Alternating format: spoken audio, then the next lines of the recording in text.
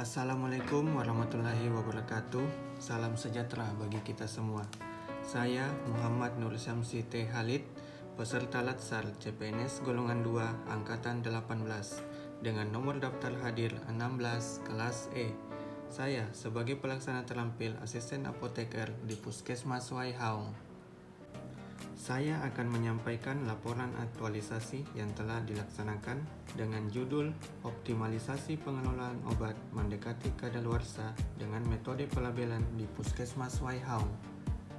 Berdasarkan data berita acara obat kadaluarsa Puskesmas Waihaung yang tercatat di tahun 2021 sebanyak 33 item obat.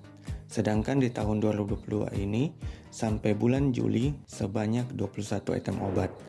Hal ini dapat disebabkan karena Puskesmas hanya sebagai pihak penerima perbekalan farmasi dari stok yang tersedia di instalasi farmasi Kota Ambon, serta belum optimalnya pengelolaan obat yang mendekati masa kadaluarsa. Puskesmas Waihaung merupakan salah satu puskesmas di bawah naungan Dinas Kesehatan Pemerintah Kota Ambon. Wilayah kerja Puskesmas Waihaung terdiri dari 3 kelurahan, yaitu Kelurahan Waihaung, Kelurahan Silale, dan Kelurahan Ulimesi. Dengan jumlah penduduk 15.796 jiwa. Visi misi pemerintah Kota Ambon adalah sebagai berikut. Visi, Ambon yang harmonis, sejahtera, dan religius. Misi, pemerintah Kota Ambon memiliki beberapa misi sebagai berikut. 1. Memperkuat dan mempererat harmonisasi sosial. 2. Meningkatkan kualitas sumber daya manusia. 3. Memberdayakan ekonomi keluarga dan masyarakat menuju kemandirian yang kreatif berbasis sumber daya alam yang tersedia. 4. Meningkatkan nilai-nilai spiritual masyarakat. Untuk tata nilai Puskesmas Waihaung, Kota Ambon adalah TABEA, antara lain terpadu, akuntabel, berseri, empati, adil. Selama bekerja di Puskesmas Waihaung, salah satu isu yang menjadi prioritas adalah kurang optimalnya pengelolaan obat sehingga masih ditemukan banyak obat kadaluarsa di Puskesmas. Untuk itu, maka gagasan pemecahan isu yang saya ambil adalah optimalisasi pengelolaan obat mendekati kadaluarsa dengan metode pelabelan di Puskesmas Waihaung. Kegiatan-kegiatan yang dilaksanakan terhadap permasalahan yang terjadi adalah sebagai berikut. Kegiatan pertama, melakukan revisi SOP pengelolaan obat mendekati kadaluarsa yang telah ada. Setiap di awal kegiatan diawali dengan melakukan konsultasi dengan mentor Ibu Elvira Sunardi SKM dengan meminta kesediaan di waktu luang untuk membangun suasana konsultasi yang kondusif. Mengumpulkan data referensi mengenai SOP pengelolaan obat mendekati kadaluarsa dari sumber yang terpercaya merupakan bentuk dari tanggung jawab. Melakukan revisi SOP pengelolaan obat mendekati kadaluarsa untuk terus belajar dalam mengembangkan kapabilitas. Mencetak SOP yang telah direvisi merupakan bentuk dari dedikasi untuk menyelesaikan pekerjaan. Mengkonsultasikan hasil SOP yang telah direvisi kepada pimpinan dengan menggunakan bahasa yang sopan dan santun. Kegiatan ini telah menghasilkan SOP yang telah direvisi, yaitu 1. Referensi terbaru pengganti Permenkes sebelumnya. 2. Prosedur pemberian tanda label penanda indikator masa kadaluarsa obat. 3. Penambahan unit terkait yang sebelumnya hanya 2 unit menjadi 9 unit. Kegiatan kedua, melakukan sosialisasi SOP pengelolaan obat mendekati kadaluarsa di Puskesmas Waihaung. Menyiapkan materi dengan penuh tanggung jawab. Menetapkan jadwal dan menyiapkan tempat dengan konsisten. Mengundang rekan kerja via WhatsApp untuk bekerja sama agar kegiatan dapat berjalan dengan baik. Membuat daftar hadir secara proaktif. Kemudian melakukan sosialisasi secara sopan dan santun.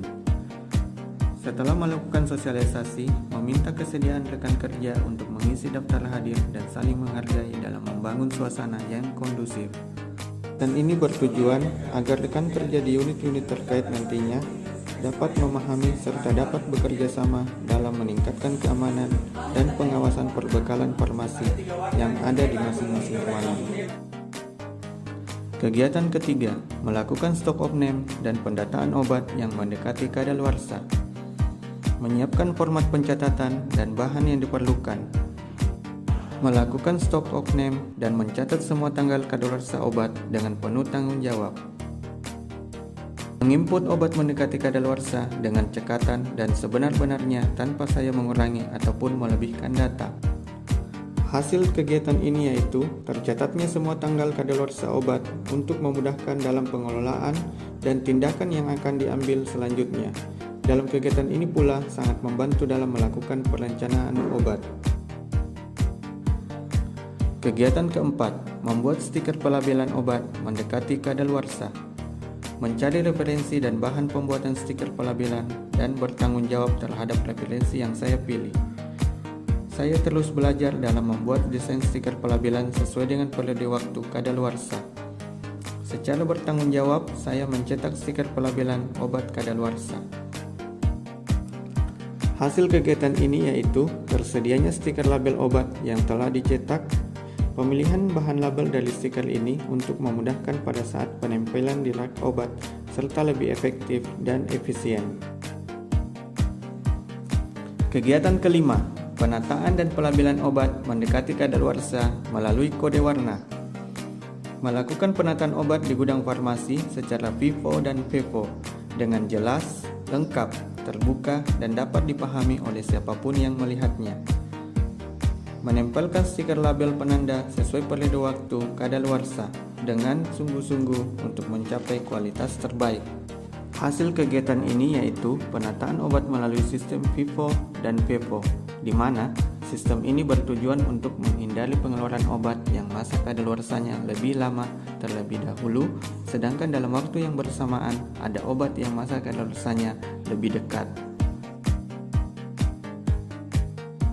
Kegiatan keenam, sosialisasi daftar obat mendekati kadaluarsa dan penanganannya. Menyiapkan materi sosialisasi dengan baik dan terus mengasah kemampuan untuk menghasilkan kualitas terbaik. Menyiapkan tempat agar kegiatan dapat berjalan dengan efektif dan seefisien mungkin. Mengundang rekan kerja via WhatsApp agar dapat bekerja sama. Membuat daftar hadir secara proaktif. Melakukan sosialisasi daftar obat mendekati kadaluarsa dengan penuh sopan santun. Memberikan kesempatan untuk berdiskusi dan berkontribusi untuk mencari solusi terbaik. Membagikan daftar hadir untuk membangun lingkungan kerja yang kondusif. Hasil kegiatan ini adalah sebagai salah satu cara pengendalian atau penanganan obat mendekati masa kadaluarsa dengan menampilkan daftar susunan obat berdasarkan periode waktu yang terdekat sesuai kode warna yang telah ditentukan sebelumnya. Kegiatan ketujuh, membuat papan informasi obat mendekati kadaluarsa di ruang farmasi. Menyiapkan alat dan bahan, saya berusaha memberikan inovasi untuk hasil yang lebih baik. Membuat rangka papan informasi secara mandiri merupakan wujud dari kontribusi untuk organisasi. Membuat mind mapping obat mendekati kadaluarsa dan memasangnya di ruang farmasi agar informasi yang dapat tersampaikan dengan jelas serta mempermudah petugas dalam mengingat dan responsif dalam membuat tindakan yang tepat. Hasil dari kegiatan ini adalah agar informasi dapat tersampaikan dengan jelas serta mempermudah petugas dalam mengingat masa kadaluarsa obat. Kegiatan ke-8 adalah melakukan evaluasi hasil kegiatan. Setelah setiap kegiatan selesai dilaksanakan, kegiatan diakhiri dengan melaporkan hasil kegiatan kepada mentor dan menghargai setiap masukan yang diberikan oleh mentor sebagai bagian dari proses pembelajaran untuk terus meningkatkan kompetensi. Tujuan melakukan evaluasi hasil kegiatan yaitu 1. Untuk mengetahui tingkat penguasaan terhadap kegiatan yang telah dilaksanakan.